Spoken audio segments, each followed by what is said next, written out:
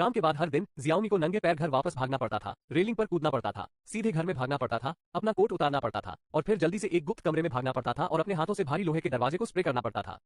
दरवाजा बंद करने के कुछ ही समय बाद कमरे से एक भयानक चीख आई और दूसरे दिन जियाओमी अपने प्रेमी को डेट कर रही थी, लेकिन उसे पता चला कि सूरज डूबने वाला था और तुरंत अपने प्रेमी को चूम लिया।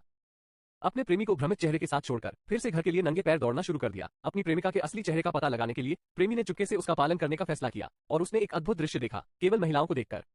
दोस्त ने जल्दी से चिकन, बतख और मछली के मांस को गुप्त कमरे में फेंक दिया और फिर उसके प्रेमी द्वारा लगभग आधा डर गया, जो अचानक दिखाई दिया, लेकिन उसके पास अब उसे समझाने का समय नहीं था। अपने प्रेमी से कहा कि उसे तुरंत यहां से जाना चाहिए और फिर अनुवर्ती कार्रवाई करनी चाहिए। जल्दी से दरवाजा कसकर बंद कर दिया, जिससे प्रेमी अचानक अनजान हो गया कि क्या करना है, लेकिन इससे पहले कि वह अपने होश में आ पाता, दरवाजे और खिड़कियां अपने आप बंद होने लगी और फिर गुप्त कमरे से एक धड़कन वाली चीख आई और अजीब प्रेमी दरवाजे के पास पहुंचा